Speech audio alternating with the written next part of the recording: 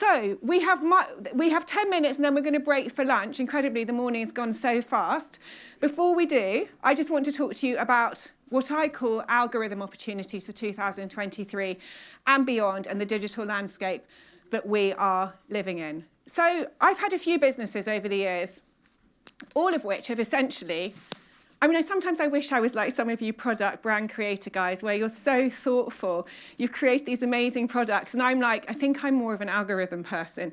Essentially, every single business I've had has leveraged a moment in time and leveraged the online algorithms and to some extent the mainstream media for its success. So my very first business was called Talk to the Press. I sold this business in 2014. It essentially leveraged the algorithm opportunity of the time, which was email marketing, Google pay-per-click, SEO, and personal branding. So that was able to dominate search, and I was able to sell that business in 2014. The next business I had, talking about Amazon, I'm a bit ashamed, guys, was an Amazon private label brand called Luminosity, leveraging the days of the Amazon algorithm when lots of people could launch brands and essentially win on the Amazon search rankings and Amazon PPC. I launched a beauty brand called Luminosity. I was actually really lucky and I was able to sell that brand in 2017 to an Amazon aggregator. Trust me, compared to some of the brands in the room today, it wouldn't stand the test of what a product needs to stand today. It was only able to exist because of, in terms of what you guys have put into some of your brands, the quality, the thought, the ingredients, everything, where you're not just leveraging a search algorithm, which essentially is what I did. So for all of you who are in beauty, please don't look up that brand. It is still available, but don't look at it, okay? All I'm saying is it was able to succeed because of a moment in time and an algorithm opportunity at the moment. Of course, Bolt Digital's the agency I've been running since 2017, was really leveraging the algorithm opportunity of Facebook and social advertising. That algorithm opportunity is now largely closed to new brands. I just want to make that very clear. For a new brand launching in today's market, to go headlong into Facebook advertising in the way we would have taken brands in, say, 2017, 2018, is quite a high-risk decision for brands, particularly if you're selling low-priced products under £50 and you are not funded, okay? That can be a very costly exercise that can see money rapidly drained from your bank account. I'm not saying it doesn't work. If you're in Facebook advertising, stay in it. It's still brilliant. But as a route to market, things have really changed. Now, what's caused that change has largely been a result of the arrival of TikTok. I think a lot of people in the UK have absolutely no idea what TikTok are really doing in terms of the way, I love TikTok, so I don't want to sound critical, but essentially moving by stealth into various areas of the UK economy, our businesses, and our lives, and doing a phenomenal job. But essentially, TikTok has heralded in a whole new algorithm, that of vertical first, very, very, very fast-moving videos. Who does spend their evenings scrolling on TikTok? Come on, I know it's more of you than that. So anyway, it doesn't matter whether it's TikTok or not, because the result of the popularity of that algorithm meant that every other channel has changed and copied TikTok. So suddenly we have YouTube Shorts, Instagram Reels, Facebook Reels, Pinterest, and I'm not sure what's going on Twitter, to be honest. I'm not a Twitter expert, but you can publish video and all sorts of things on Twitter that you didn't used to be able to. So I saw this happening, and because I've been doing this since 2007 and have ridden all these algorithms, I thought, oh God, great, here we are. All change, what's that phrase, all change on the Western Front.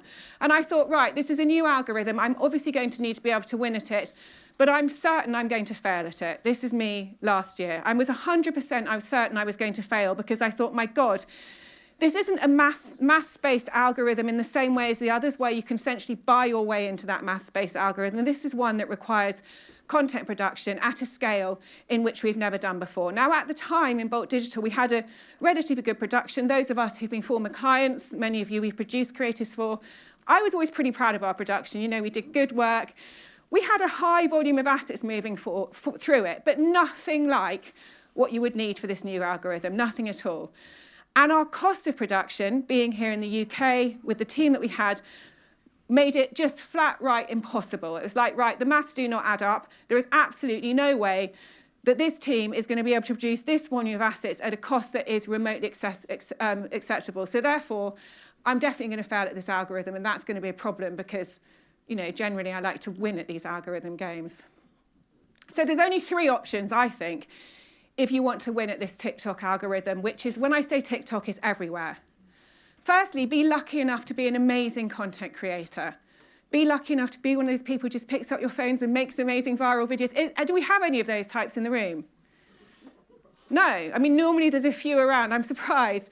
If you're that, you are so lucky, but that's so rare. That's like being lucky enough to be a sort of great performer or an amazing singer. It's not really the case for most of us.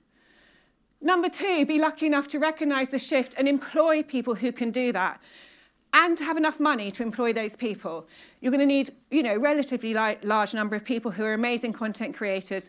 I think another thing with this is if you are an amazing content creator, you wouldn't necessarily get a job at a brand, because the opportunities to you from having that talent are so big that actually, if you are number one, you should be focusing on that, not working at a brand, because that's where the opportunity for individuals' lives. However, some brands, take Revolution Beauty, for instance, have done phenomenally well with employing these types of people. And that's how they were able to get out 6 TikToks a day across 6 channels consistently since, the birth of TikTok. So they've been incredibly lucky. And number 3, which is where I landed up, which is right, I need to radically rethink how I resource this creative production, because we are facing unprecedented creative demand. And we use the phrase in e-commerce, unit economics, a lot. And I started thinking, God, the unit economics of creative teams are wrong. It's not, it's not just in brands. It's like you can say to a brand, oh, your unit economics aren't that strong. And I'm looking at my creative production thinking, the unit economics aren't right. So I'm going to have to radically rethink how we do this and start again from scratch in order to win at this algorithm. So at April's DTC Live, I stood on stage and I talked about a secret project I'd been running, which we kind of formalised and called the Edit Squad. And it was very much in its testing and infancy days there. What I did is basically, to rethink creative, I employed a pod of offshore editors based largely in the Philippines and in Serbia. We took all our best production processes and we took some of our learnings from our tech partners, the likes of OnePilot, customer service technology, who talk about how they build knowledge bases to onboard brands into their customer service and train their service agents. So I thought, right, I'm going to build knowledge bases. I'm going to take an offshore team and I'm going to change the unit economics in this. I have to drop the price of creative in order to get enough assets out. And I'm first going to do it for myself. And to use all our best processes that we had from the old production, but essentially to put in new processes to serve this new production as well. And the goal was really, first of all, starting from myself, I needed to understand this algorithm and could it work? So first of all, how are we going to feed these algorithms? Because they're not ones you can pay your way into and then drop creative. They're ones you need to go into creatively. How can we leverage the opportunities in these channels? There's always, at the beginning of an algorithm period, there's always an amazing opportunity. A lot of you guys look at brands and say, well, they've done so well. It's like, well, they started in 2017, 2018. They were in the beginning of the Facebook algorithm opportunity. Right now, we're in the beginning of this algorithm opportunity, and I wanted to make sure that we completely understood it and were able to dominate it.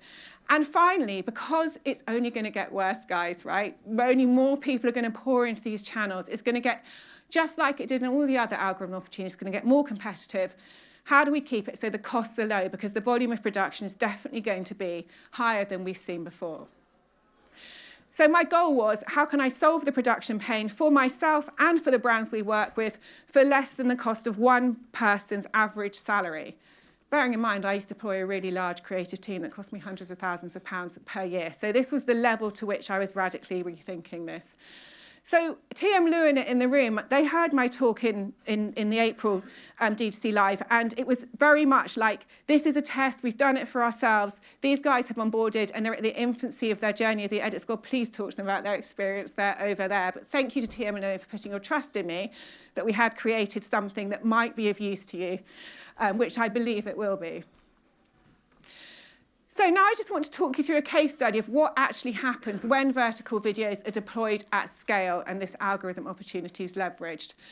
I had 2 test projects. So before I could take this to brands, just as was the case with all the work I'd done on Facebook, Amazon, Google, it's like you've got to be a practitioner of these things. You can't just go to a brand and say, oh, I've got this good idea. That doesn't cut it in my book. So I was like, I'm going to take some test projects and see if I can give myself an unfair advantage and avoid the risks that come with paid channels.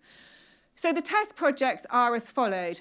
I have 2 retail businesses in Portobello Road. The Notting Hill Shopping Bag, which is a business I created in 2008 and I sold in 2017, but I am now involved in this business again. And the Notting Hill Company, which is a souvenir merch range. So these were test projects, okay? And then I have a not-for-profit, again as a test project, a not-for-profit initiative called Biz Kids, where essentially I teach young children aged 8 to 13 or 8 to 14 entrepreneurship and business. So these were sort of my side hustles, nothing to do with Bolt Digital, just some test projects I thought I'd put into the edit squad. So both projects have been live since February. You can see some of the examples of the Notting Hill Company here and some of the examples of Biz Kids over here. Both projects have published up to 300 TikToks since that period. Every project has published every single day. Some of them have published multiple times a day, depending on the level of virality that's occurring. These assets start on TikTok and then are spread across all the other channels using that same algorithm opportunity. So in terms of the results, because I actually think this has been a pretty phenomenal set of results, and I'm actually really proud to be able to share them. Just to remind you of all of our disadvantage, on this brand, the Notting Hill Company, we had nothing. All you guys have brand awareness, right? You're all known brands. The members of the public know who you are. We didn't even have a single T-shirt in the beginning. We had no channels, had set them up from scratch, and 0 followers. So 0 brand awareness. So really starting from the very bottom of the ladder, no paid advertising or anything, just going to use this algorithm. So the first 3 months, we reached nearly 1 million people across those social channels there and had over 500,000 views. We're now way past the first 3 months. This has continued to grow because of the success we were seeing and the traction we could see we were going to be able to get over time. This brand went from being in store in another shop to having its very own shop on Portobello Road. So this has been a great success in terms of giving us all the confidence that we are going to be able to use this algorithm to make these shops destination shops for all the tourists that love and visit Notting Hill. And that's already starting to work. And I know really big brands who don't get that amount of reach in a 3-month period. In terms of Biz Kids, well, this one has properly gone viral. It's transformed from being a spare time project into a not-for-profit kids education platform. I know some of you are following Biz Kids here. So this has just been absolutely phenomenal, seeing how this has worked and how it's grown, just as a result, well, not just, I'll tell you exactly what I've done, but as a result of the publishing that's gone on. As a result of the reach we have discovered hundreds of enterprising children across the UK. Maria's here, she works with me on Biz Kids. Maria, put your hand up. Our feed is absolutely inundated with children who are wanting to earn money, are already earning money, are making and selling things, and who really want to do that. I then discovered, again, and none of this would be possible if I wasn't able to do the edits, okay? I hate to bring it back to the non-glamorous side of things. I then discovered that Visa, as in the credit card company, have done a whole load of research. I'm now, Visa have come and done media with us about children in the UK, this Generation Alpha they're called, and how enterprising they are. So we've gone from a nothing project having direct relationships with the likes of Visa. I now know that Biz Kids is going to be able to positively impact hundreds, if not thousands, of children across the UK and the world. We have children tuning into our lessons, which we broadcast live on TikTok, from Norway, from Malta, from Singapore. We have young children dialing into lessons, wanting to know about how to make money. We have now got in contact. I do think it's funny because you have to remember, at the beginning of the year, I wasn't even able to publish a TikTok, okay? So I'm now in contact with the Minister for Education, who wants to be kept in the loop with everything we're doing on Biz Kids. We've started receiving donations, which is enabling us to distribute bracelet-making kits, which is the very first experience we're giving to children.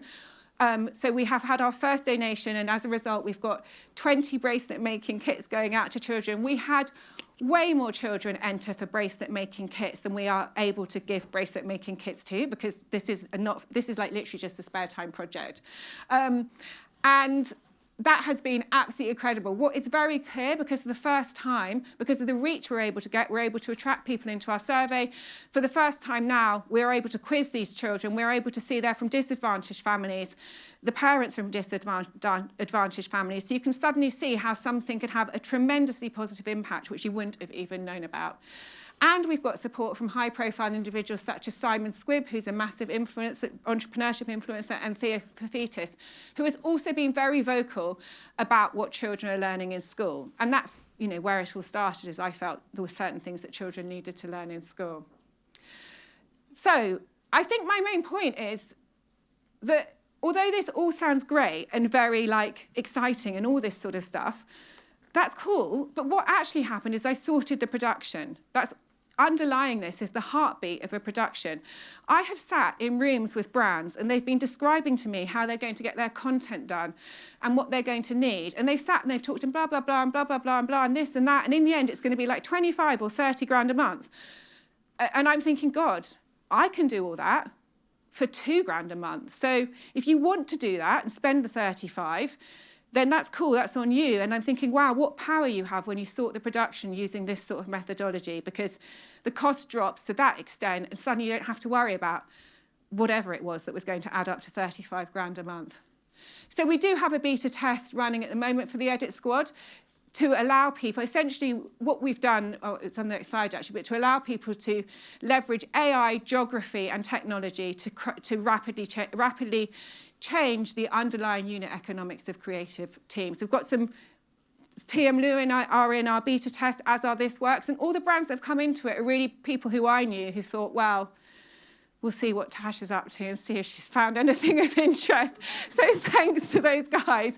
But I think the answer is most definitely.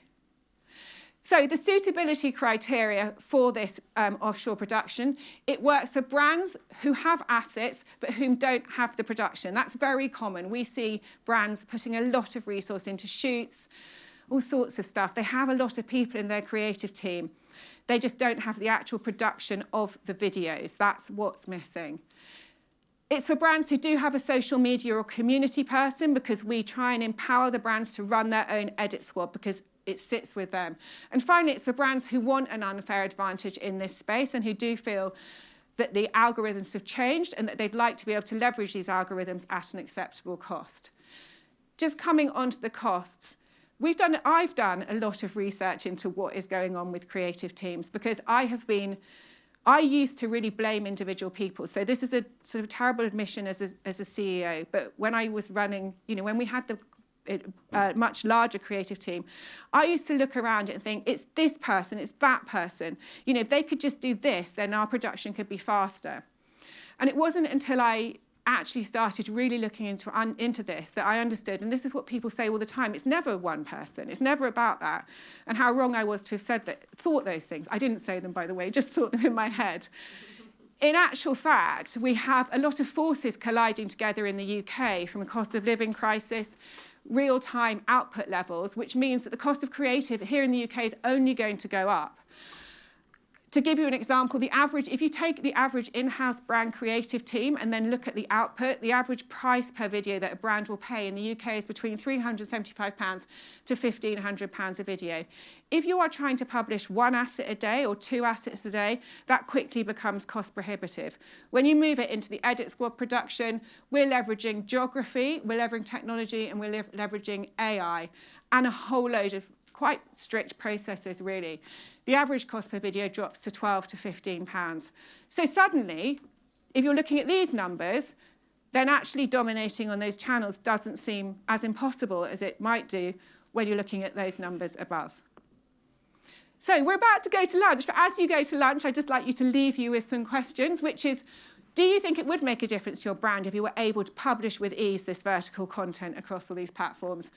Do you feel the social algorithms are shifting, and are you adapting accordingly and not leaving all your reliance on Facebook? And what are you going to do for your brand's future visibility on these channels?